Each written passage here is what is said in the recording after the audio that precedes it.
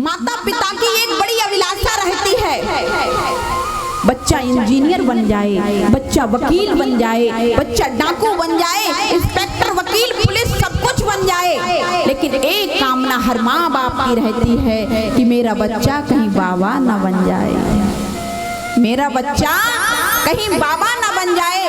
कभी किसी माँ ने ये कहा है कि मेरा बच्चा बाबा बन जाए? बोलो बोलो, हाँ जी या ना जी?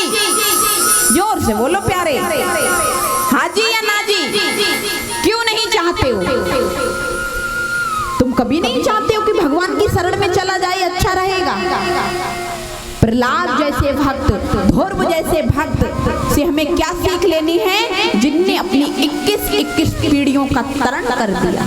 अगर हमारा एक बेटा बेटी अगर साधु सन्यासी बन गया तो भगवान की ही तो शरण में गया है। हमको ये भाव रखना चाहिए। लेकिन हम सबकी एक अभिलाषा रहती है, बच्चा कुछ बन जाए लेकिन हमारा बच्चा बाबा ना बन जाए।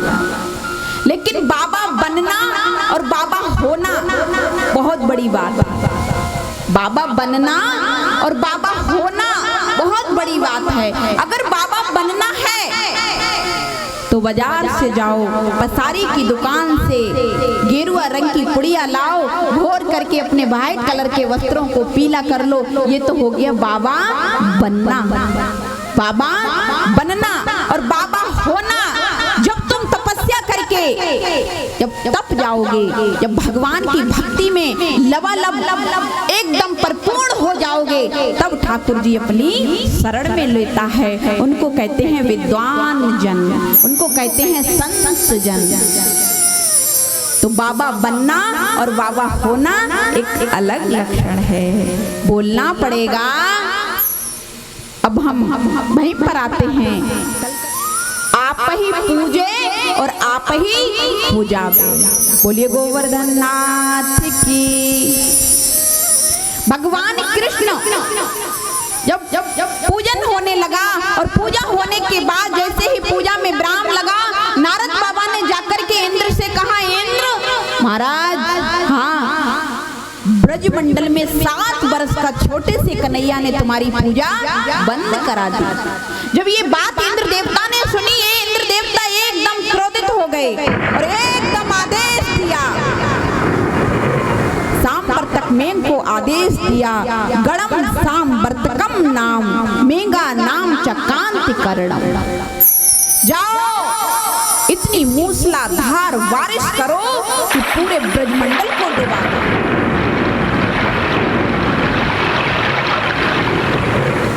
इतनी बरसात करो जाके कि ब्रजमंडल बच नहीं पाए, ब्रजमंडल का कंकड़ भी नहीं बच पाए। सांवर्तक मेघ ने आकर के मूसलाधार बारिश शुरू कर दी। सभी दौड़े दौड़े गए और कन्हैया के चरणों में गिर पड़े और रोने लगे, अरे कन्हैया, अरे लाला, अरे भैया बचा बचा बचा, ये कहाँ हो रहा है? कन्हैया बोलो, कहाँ बात है लाला, तो ना दीख है भैया, तूने बरसों से हो रही इंद्र देवता की पूजा बंद करा दी। ले इंद्र देवता हो गया क्रोधित और उसने इतनी बारिश कर दी कि ब्रजमंडल डूब जाएगा। कन्हैया ने कही, भैया घबराओ मत, अरे ब्रजवासियों घबराओ मत। आकर के मेरे गोविंद ने गिरिराज को अपनी इकन्नी उंगली के नख पर धारण कर लिया, इकन्नी उंगली के नख पे धारण कर लिया। 7 कोस के लंबे गिरिराज जी को मेरे गोविंद ने जब धारण कर लिया, उसी दिन से मेरे गोविंद का नाम गिरधारी हो गया।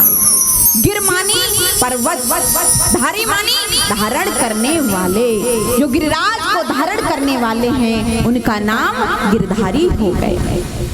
सभी ब्रजवासी गांव के आकर के लाला के पास खड़े हो गए और बारिश हो रही है, सब घबरा रहे हैं।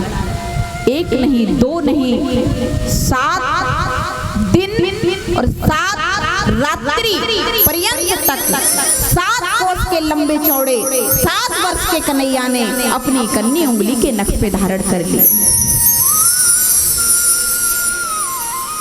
अब तो सभी ब्रजवासी ये देख रहे हैं और सभी ब्रजवासियों ने देखा कि लाला गिरिराज जी को धारण करे, तो सबने अपनी अपनी लठियां लगा ली, सबने अपनी अपनी लठियां लगा ली।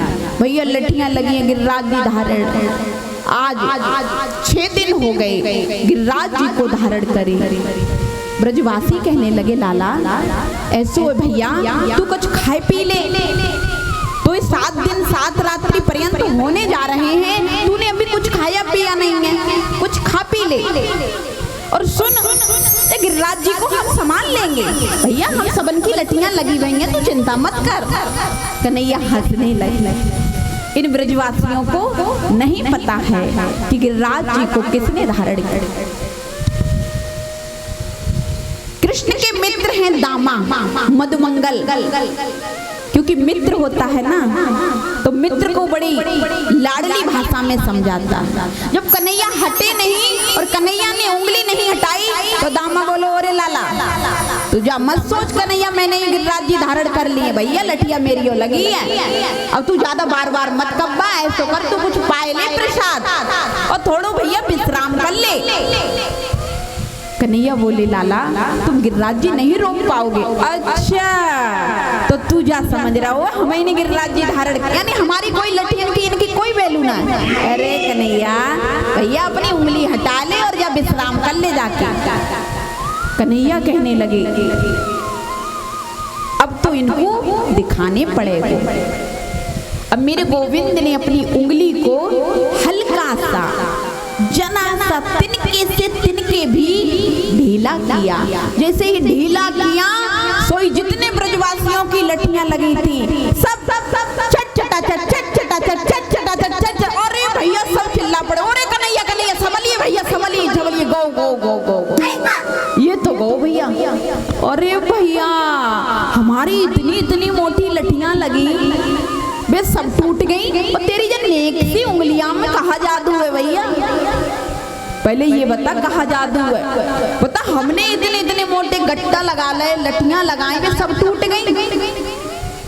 कन्हैया कहने लगे ब्रजवासियों मैं भगवान हूँ।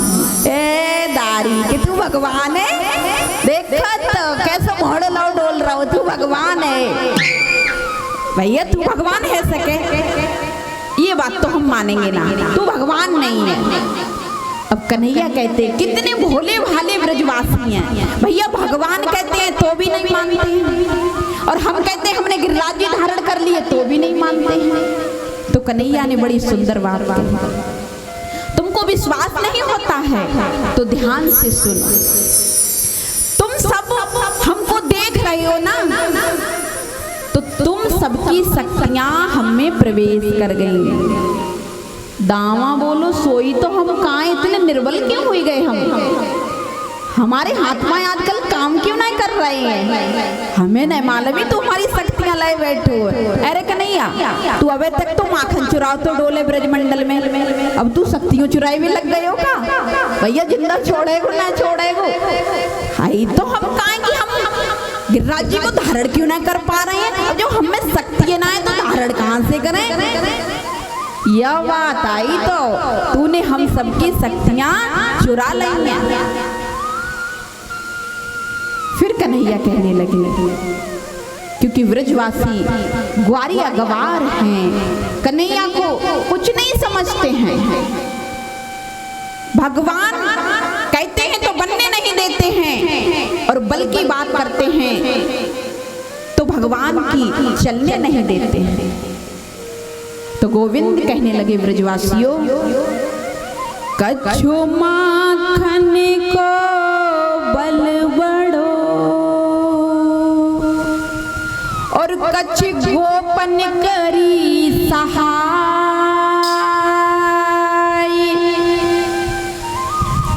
श्री राधा जू की कृपा सो मैंने गिरवर लियो उठा।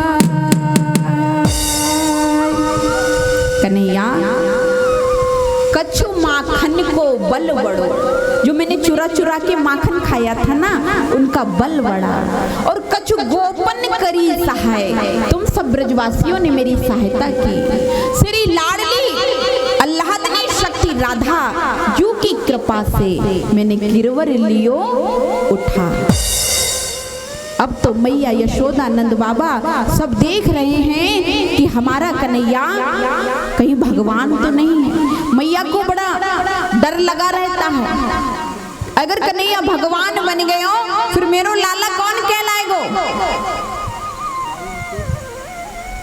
इधर इंद्र देवता ने आदेश दिया सांवर्तिक मेघ के लिए कि जाओ ब्रजमंडल अगर डूब गया हो तो बारिश बंद कर दो, क्योंकि अब तो ब्रजमंडल डूब गया होगा, मूसलाधार बरसात हो रही है। जब सांवर्तिक मेघों ने देखा तो भैया ब्रजमंडल में तो धूल उड़ रही, प्यारे ब्रजमंडल में तो धूल उड़ती रही। अब ये धूल क्यों उड़ रही है? सांवर्तिक मेघों ने तो बहुत बरसात की थी, ब्रजमंडल को तो डूब जाना चाहिए, ये धूल क्यों उड़ती रही? जब श्री रामचंद्र 14 वर्ष का वनवास काट करके अयोध्या में आए, राज्य अभिषेक हुआ, मैया सीता के साथ बड़े प्रेम से रहते हैं। मैया सीता साधु ब्राह्मणों को भोजन कराती हैं। एक दिन प्रभु श्री राम से बोली, प्रभु आज तक कोई ऐसा साधु ब्राह्मण नहीं आया जिसे ढंग से भोजन करा देते, बस वही आए, 4 पूड़ी खाएं और उठ जाएं। मेरा मन होता है कि मैं श्रद्धा से प्रसाद पवाऊं। श्री राम समझ गए और श्री राम ने जाकर के अगस्त मुनि का निमंत्रण कर दिया। अगस्त मुनि से कहा, प्रभु आपका निमंत्रण है हमारे घर, आप प्रसाद पाइए। अगस्त मुनि का निमंत्रण करके श्री राम आए। मैया जानकी से कहा, देवी सुंदर पकवान बनाओ, आज सुंदर साधु आने वाला है। मैया सीता ने 56 प्रकार के व्यंजन बनाए और 56 प्रकार के व्यंजन बना करके कटोरियों में लेकर के सब्जी इत्यादि थाल में सजा दिए। थाल में सजाकर जैसे ही बाबा के आगे लेकर के गई, अगस्त मुनि ने थाली को देखा तो एकदम मुस्कुरा गए, क्योंकि श्री रामचंद्र ने कह दिया, प्रभु भोजन जरा संभल के करना। तो अगस्त मुनि समझ चुके थे। मैया के भोजन के थाल को देख करके अगस्त मुनि हंस गए। मैया बोली, बाबा काहे को हंसी आ रही है? बाबा कहने लगे, बेटी ये बताओ, ये आपकी कटोरी में नाक में डालूं, कान में डालूं, कि मुंह में डालूं, कहाँ डालूं? क्यों? अरे इतने से क्या होने वाला है? फिर सीता मैया हंस पड़ी कि आज कोई भोजन करने वाला आया है। बड़ी हंस के बोली, बाबा आप प्रसाद पाइए, चिंता मत करिए। बाबा ने कहा, ठीक। मैया सीता रसोई में प्रसाद बनाती हैं, बना बना के बाबा को परोसती जा रही है।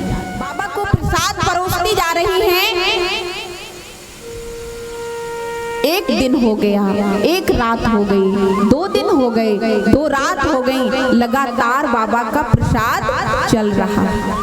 अब तो मैया पसीना पसीना होने लगी। अगर 2 दिन से लगातार भोजन चल रहा हो और रसोई में माता जी अकेली, अब तो माता जी बोली, कुछ विश्राम करने की आवश्यकता थी। तो एकदम गणेश जी को आदेश दिया, गणेश जी जल्दी से आओ रसोई में, माता की थोड़ी सहायता करो। गणेश जी आए, रिद्धि सिद्धि अपनी दोनों पत्नियों को लेके। रिद्धि सिद्धि पूड़ी बेल रही है रसोई में। मैया सीता की रसोई में रिद्धि सिद्धि पूड़ी बेलती जा रही हैं, गणेश जी छपरा में निकालते जा रहे हैं पूड़ियों को, और मैया सीता परोस परोस के आ रही है।